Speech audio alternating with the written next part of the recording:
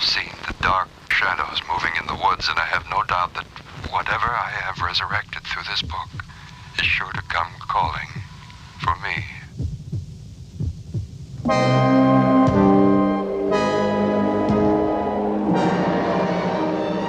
There are a slew of classic horror movies that have been made in the history of cinema. Many of them are studio films with budgets ranging in the millions of dollars. However, great horror can also be made with smaller budget films. Saw was made with a small and modest budget and became a sensation at the box office for a decade. The Blair Witch Project is the most profitable theatrical independent horror film of all time, becoming a blockbuster while only being made for a few thousands of dollars. However, when it comes to low-budget independent horror, the all-time king has to be The Evil Dead, directed by Sam Raimi and starring Bruce Campbell from 1981. Hail to the king, baby. The story of the making of The Evil Dead starts the same as any independent horror movie does. A young group of film and theater friends decide that they want to make a movie together. So they go out and do it with whatever money and budget that they can scrounge together. Turns out, the easiest movies to make when you have very little budget are horror movies. So that's the type of movie that the group of Sam Raimi, Rob Tapert, and Bruce Campbell set out to make. When they were finished, they just so happened to create one of the most beloved classic horror films of all time. Originally titled Book of the Dead, the title was changed to The Evil Dead to make the movie more marketable, and the story was set in a secluded cabin in the woods that the crew found in Tennessee. The cabin used as the film's main set was also used as lodging for the crew members, with several people sleeping in the same room. Reportedly, the living conditions were terrible, and the crew frequently argued. The cabin didn't have plumbing, so the actors would go days without showering, and got sick frequently in the freezing weather, which was colder than average for Tennessee, which was ironic as the crew set out to film outside of their home state in order to avoid the regular cold Michigan winter.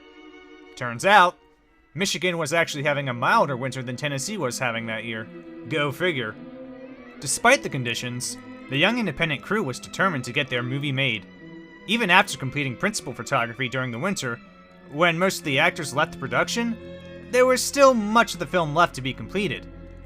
Most of the second half of the film features Bruce Campbell and various stand-ins, or fake shemps as they would come to be known, to replace the actors who left. They would mostly be done in monster makeup, so it was easier to hide the fact that the actors were different. The crew would go on to use the same technique again in the sequels. One of the highlights of the film is the use of the evil force that travels through the woods, and we follow its POV as it does this.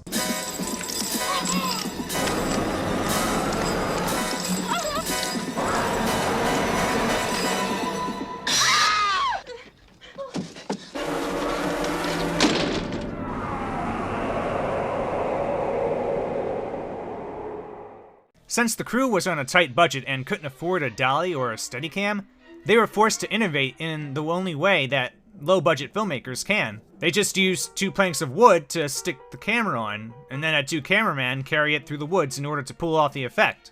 Later, when they needed to show the effects of decaying flesh without having access to modern CGI or advanced practical effects makers, they turned to using the long and painstaking process of stop motion in order to achieve their desired effect.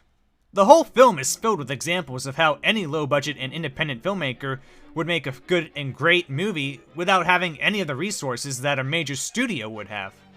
The real cabin in the woods doesn't have the basement as seen in the film, so the crew members dug a giant hole beneath the floor of the cabin in order to get the shots that they needed of the cast going down into the basement, and the one of the possessed friend trying to break their way through.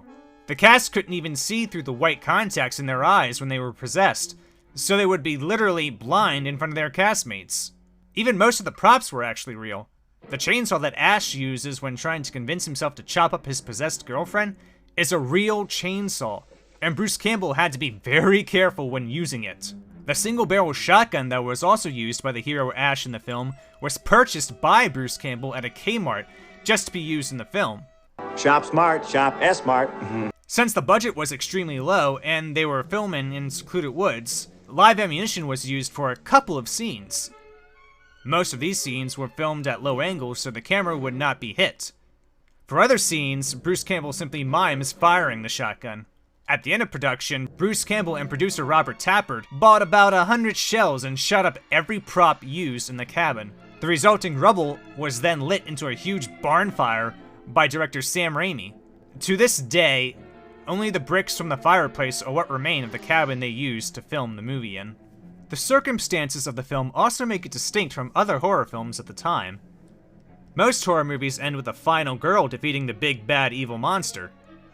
Since this movie only really had access to star Bruce Campbell throughout the whole production, he winds up being our main protagonist and final surviving character by the end of the movie. The filmmakers also decided to make him the star since he was the best looking amongst the group of friends. The character of Ash has since gone on to become one of the greatest heroes of horror, a genre which is mostly known for its iconic villains instead of its heroes.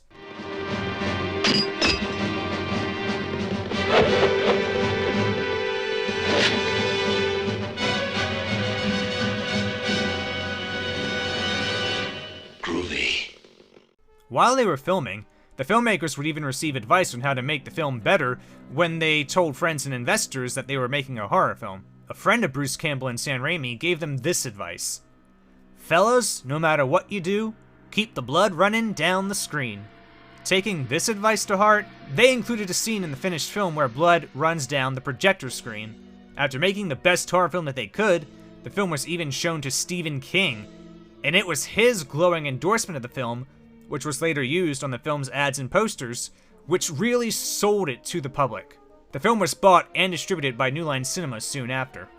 After its release, The Evil Dead would go on to have a major impact within the horror community, and it would become one of the iconic films of the horror genre.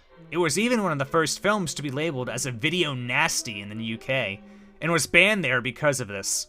For a horror film, being banned is one of the most glowing reviews that it can receive. This first film by a young crew of independent filmmakers would go on to spawn 2 movie sequels, 1 television sequel series, a theatrical remake, a stage musical, and various video games, comic books, and tons of horror merchandise. Give me some sugar, baby.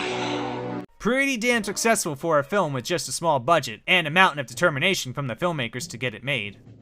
The main legacy of The Evil Dead is that it stands as a shining example of what an independent filmmaker can do.